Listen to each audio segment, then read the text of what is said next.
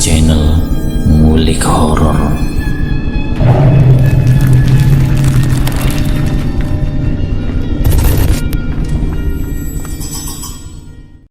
Assalamualaikum warahmatullahi wabarakatuh. Kembali lagi di channel Ngulik Horor. Channel ini menceritakan tentang kisah-kisah misteri. Kali ini saya akan membawakan kisah misteri yang ditulis oleh @Freddy Raskin. Kalian juga dapat mengunjungi link beliau langsung. Nanti linknya saya akan sediakan di kolom deskripsinya. Oh ya, di dalam cerita ini nama dan tempat saya samarkan semua untuk menjaga privasi yang terlibat di dalamnya. Yuk, daripada kita lama-lama, langsung saja kita simak ceritanya. Bismillahirrahmanirrahim. Kali ini saya akan membawakan kisah misteri yang berjudul Ternyata Suamiku Tinggal di Alam Gaib Penduduk Lautan. 2 rantang nasi dengan isian lauk lengkap disiapkan Wati sejak pagi. Siang itu suaminya Ansori akan merantau ke pulau seberang untuk mencari peruntungan. Masakan-masakan terbaik dijejalkan Wati ke dalam rantang. Ada lele dan nila goreng, sayur terong, serundeng, dan tempe bacem. Semuanya dimasak Wati sebaik mungkin agar suaminya bersemangat. Biasanya Ansori akan pergi 3-6 bulan lamanya, sampai proyek pembangunan gedung yang membutuhkan tenaganya selesai. Wati tidak bisa mengantar Ansori sampai ke pelabuhan siang itu. Jarak dusun dan pelabuhan yang jauh tidak memungkinkan Wati untuk mengantar. Apalagi tahun-tahun itu tidak banyak orang memiliki sepeda motor. Wati hanya bisa mengantar Ansori sampai ke pangkalan ojek, lalu membiarkan Ansori perlahan menjauh di atas boncengan dengan tas besar dan 2 rantang yang ditentengnya. Wati melempar senyum dan membatin doa, berharap suaminya selamat sampai tempat kerjaannya dan bisa pulang sebelum bulan puasa nanti dengan banyak uang. Sepeninggalan Ansori, Wati kembali melanjutkan aktivitasnya, berkumpul dengan ibu-ibu yang sedang mengupasi kulit pala. Sugi, anak semata wayangnya, masih belum pulang dari bermain. "Suamimu sudah berangkat, Wat?" Bu Ayub menanyai Wati yang mulai ikut mengupas. "Sudah, Bu. Tadi saya mengantar ke pangkalan ojek," sahut Wati sambil tangannya memindahkan tumpukan buah pala baru. Menjelang maghrib, Wati baru pulang ke rumahnya. Di halaman rumah, Sugi nampak sudah bersiap pergi ke musola dengan sarung yang membekap di tubuhnya. Wati pun masuk ke dalam rumah, lalu menyalakan lampu petromak. Ditunggunya Sugi mengaji sambil merapikan baju-baju milik suaminya yang tadi tidak jadi dibawa. Wati baru saja hendak memejamkan mata waktu As'ad tetangganya mengetuk pintu rumah dengan keras. Wati menyambar kerudung ala kadarnya, lalu menemui As'ad di depan pintu. Ternyata tidak hanya As'ad di depan, ada Pak RT juga yang mendampinginya. Pak RT lalu meminta Wati untuk tenang dan bersabar. Lalu Wati bingung dengan ucapan Pak RT. Setelah saling lirik dengan As'ad, Pak RT menceritakan jika kapal yang ditumpangi Ansori karang di tengah selat. Ada polisi dan orang sah bandar yang mengabari ke rumah kepala desa. Nama Ansori tercatat di data manifest penumpang yang ikut di atas kapal. Pak Kades lalu memberitahu Pak RT dan As'ad, sekaligus meminta mereka mengabari keluarga Ansori. Mendengar itu Wati mendadak lemas, tubuhnya ambruk seketika. Pak RT dan As'ad membopong Wati ke ruang tamu. Belum pasti apakah Ansori menjadi korban, tapi Wati sudah terlanjur sedih. Pak RT dan beberapa tetangga berulang kali mencoba menghibur Wati, membantu menjelaskan jika petugas masih berusaha mencari. Lalu esoknya Wati terus bertanya ke semua orang yang bepergian ke arah pelabuhan. Wati ingin tahu perkembangan pencarian korban kapal tenggelam. Pak Kades juga tidak luput dari pertanyaan Wati. Sehari Wati bisa 3 kali mencari Pak Kades di rumahnya. Sampai hari ketiga, tidak ada satupun yang memberi kabar keberadaan Ansori. Jawabannya selalu sama, pencarian masih dilakukan. Kemudian Wati mulai pasrah, tapi terus berharap suaminya bisa secepatnya ditemukan. Di malam keempat, pintu rumah Wati diketuk pelan. Wati yang sedang menjahit seragam milik Sugi langsung menyambut tamu yang ada di depan pintu. Dia berharap itu adalah Pak RT yang membawa kabar gembira. Ya Allah, Kang Ansori. Wati seperti tidak percaya. Suaminya berdiri di depan pintu. Saat itu, gerimis sedang turun di luar rumah. Lampu petromak tetangga terlihat sudah padam. Wati langsung menyeret tubuh Ansori ke dalam rumah. Diremas-remasnya lengan suaminya. Baju Ansori nampak basah kuyup. Alhamdulillah Kang, sampean selamat. Wati seperti tidak percaya menatap suaminya. Tapi Ansori terlihat diam. Dengan wajah pucat, bibirnya memutih, seperti menahan dingin. Dingin, Dek. Ansori bergumam menggigil. Wati langsung sadar. Dia pergi ke belakang mengambil pakaian kering dan sarung. Dilepasnya baju basah Ansori, lalu dilemparkannya ke dalam ember. Wati sibuk memasak air. Hatinya terasa campur aduk antara lega, senang, dan bingung. Di pikirannya Wati hanya bisa mengucap syukur karena suaminya yang dikhawatirkannya akhirnya bisa pulang. Segelas kopi panas dibawa Wati ke meja ruang tamu. Ansori nampak duduk diam menatap kosong keluar.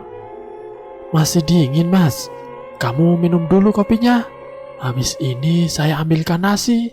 Wati menyodorkan gelas dan terus menatap wajah Ansori. 12 tahun menikahi Ansori. Wati tidak pernah merasa secinta ini kepada suaminya. Setelah nasi lauk telur dadar matang, Wati membawanya ke depan Ansori. Suaminya itu makan dengan lahap. Saat makan, Wati melihat kepala suaminya kembali basah. Wati mengira itu keringat yang keluar dari kepala suaminya. Padahal saat itu malam sedang terasa dingin. Wati mendampingi Ansori sambil terus mengelap kepala suaminya yang basah. Air seolah tidak berhenti mengalir dari lekuk kepala belakang suaminya. Saat Wati sibuk memperhatikan leher suaminya, Ansori tiba-tiba memutar lehernya. Dek, ayo tidur, aku capek, kata Ansori. Wati sedikit terkejut, lalu menatap mata Ansori yang terlihat sayu. Suaminya itu terlihat lebih pucat. Saya bersihkan kasurnya dulu Mas, supaya tidak kotor, sahut Wati. Diambilnya penebah yang terbuat dari lidi untuk membersihkan kasurnya. Wati mengganti spray kasurnya dengan yang baru. Wati mengangkat spray tinggi-tinggi agar menutupi kasur kapuk. Kain spray berwarna putih melayang pelan. Tiba-tiba tubuh Ansori sudah berdiri di samping Wati. Hampir saja Wati menjerit karena kaget. Ansori melihatnya dengan tatapan kosong. Penebahnya kamu taruh di luar saja, Dek. Wati sempat berdiri mematung sejenak sebelum kemudian menuruti suaminya. Wati mulai merasa aneh karena selama ini suaminya selalu meminta agar memasang penebah di samping kasur saat tidur. Ditaruhnya penebah di depan pintu kamar. Lalu Wati masuk lagi dan naik ke atas kasur, mengikuti Ansori yang sudah merebahkan tubuhnya. Wati mulai merasakan aneh gelagat suaminya. Ansori tidur miring membelakangi Wati, padahal biasanya Ansori tidak dalam posisi terlentang. Wati memeluk Ansori dari belakang. Tubuhnya terasa dingin, seperti orang yang baru keluar dari kamar mandi. Tak butuh waktu lama, Wati langsung terlelap. Di dalam mimpi, Wati menemukan dirinya tiba-tiba berada di atas kapal. Diamatinya sekeliling kapal. Tidak ada satu orang pun yang dikenalinya. Wati berjalan mengelilingi kapal. Dia menemukan Ansori sedang duduk sendiri di kursi belakang penumpang. Lalu Wati mendekat dan mengajak Ansori berbicara, tapi suaminya itu seolah tidak mendengar. Ansori asik membuka bekalnya. Dicampurnya lauk pauk yang sudah dibawa dari rumah. Wati hanya bisa mengamati. Di tengah makan Ansori, tiba-tiba hujan lebat turun di luar. Mendadak kapal mulai terguncang. Sepertinya ada gelombang tinggi di depan kapal. Ansori terlihat panik. Ditutupnya rantang lalu mengintip ke depan jendela. Di luar orang-orang saling mencari tempat aman. Ada yang berpegangan ke tiang-tiang kapal, ada ibu-ibu yang membekap erat anaknya. Kapal bergoyang semakin kencang. Di luar orang mulai berteriak, "Air masuk! Air masuk! Lompat!" Ansori yang tak bisa berenang semakin terlihat panik, antara bertahan di dalam kapal atau ikut keluar bersama penumpang lainnya. Mendadak kapal seperti dengan cepat tenggelam.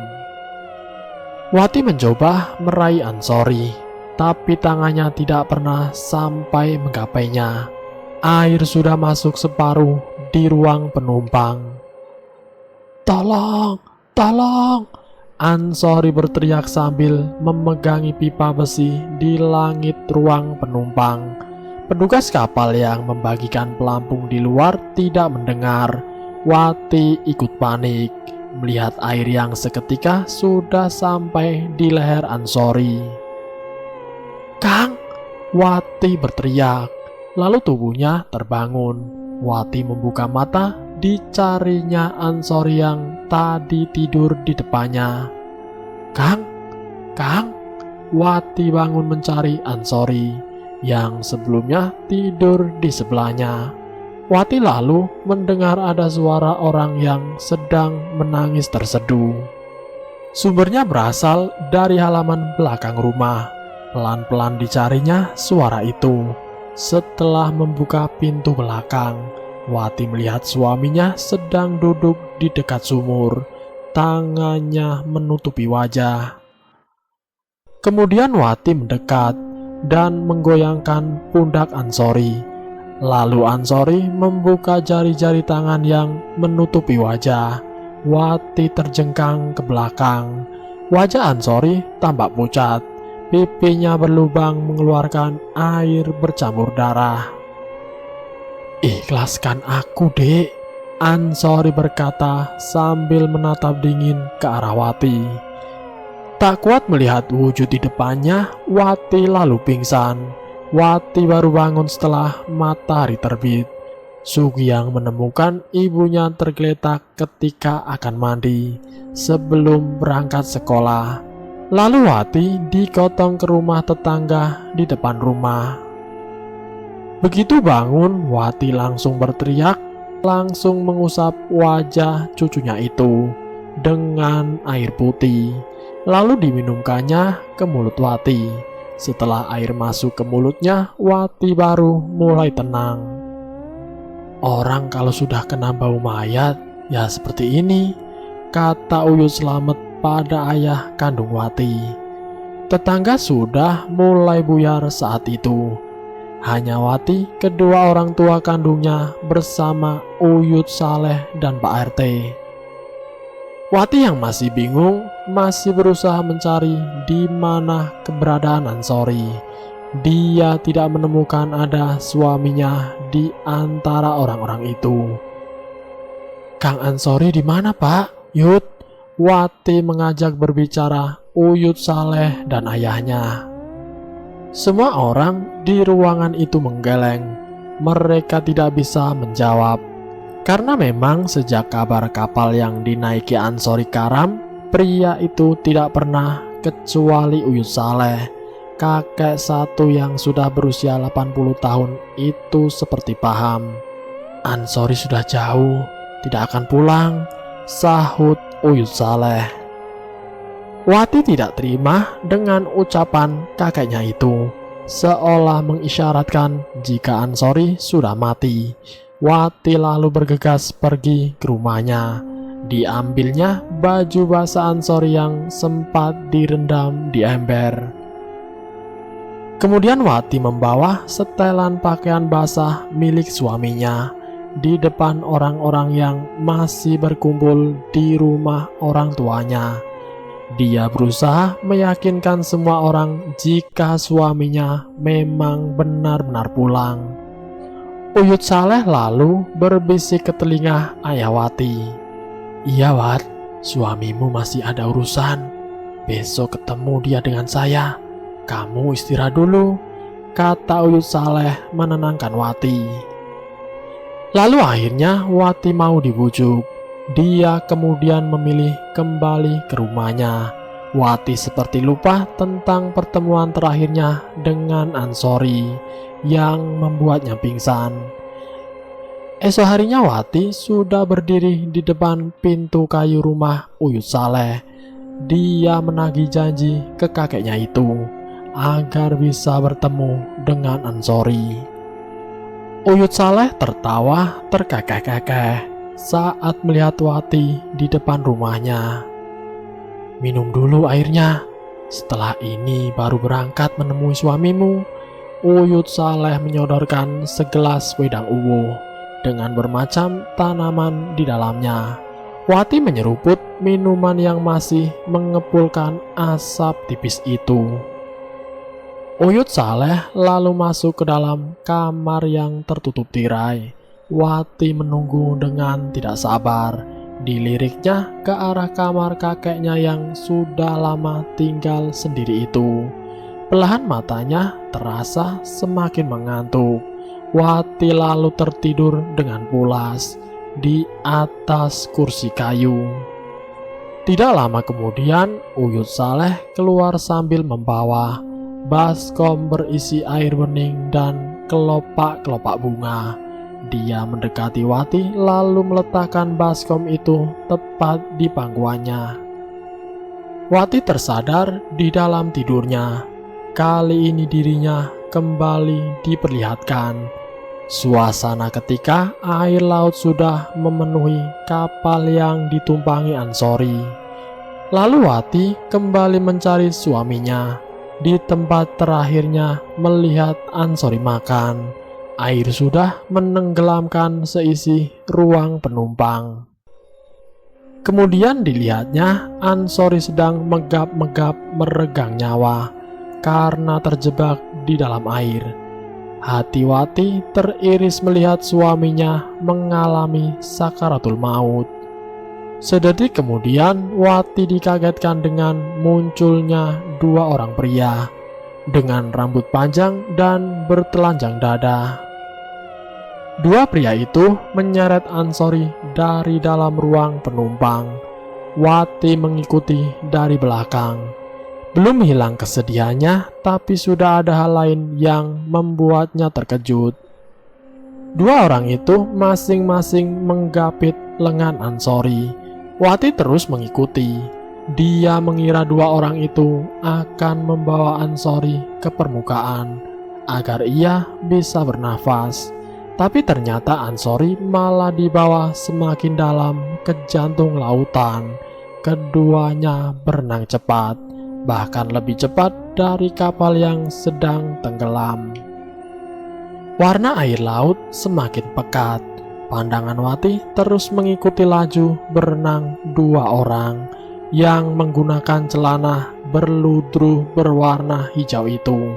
Sampai kemudian ada sebuah lorong tampak bersinar di tengah bebatuan karang laut. Tubuh lemah Ansori ikut masuk bersama dua orang itu ke dalamnya. Cahaya kemasan di ujung lorong sempat membuat Wati seperti kehilangan kesadaran sesaat. Begitu pandangannya kembali, Wati dikagetkan dengan pemandangan indah yang ada di hadapannya. Ada rumah dengan kubah-kubah megah keemasan berjajar. Wati lalu kembali mencari kemana Ansori di bawah dua orang yang tidak dikenalnya itu.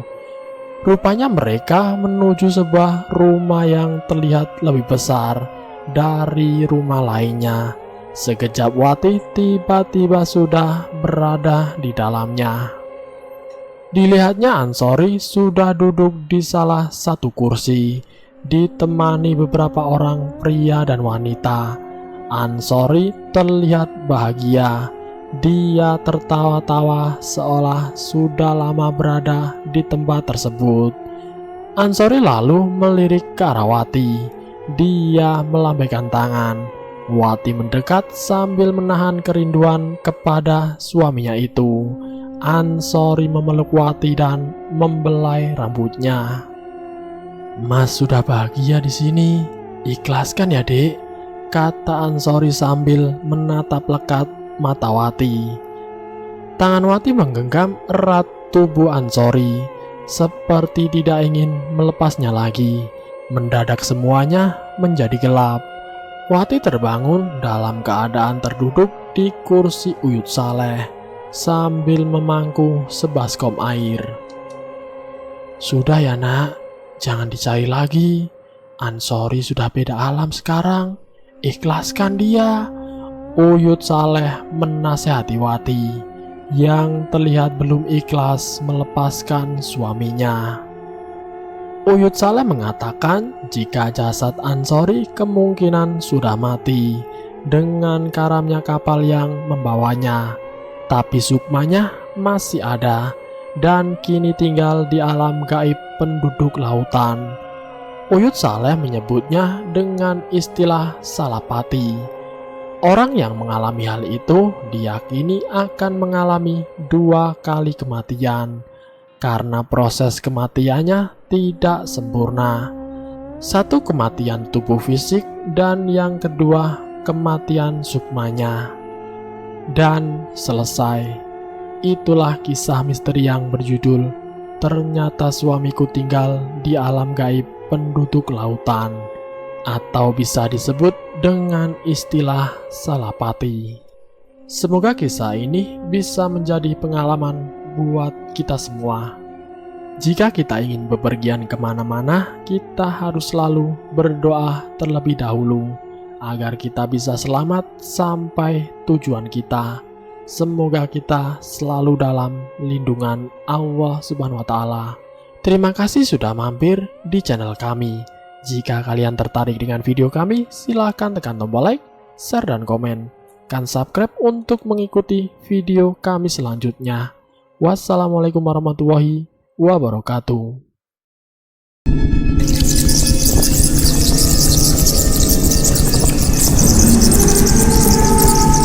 Selamat datang di channel Ngulik Horor.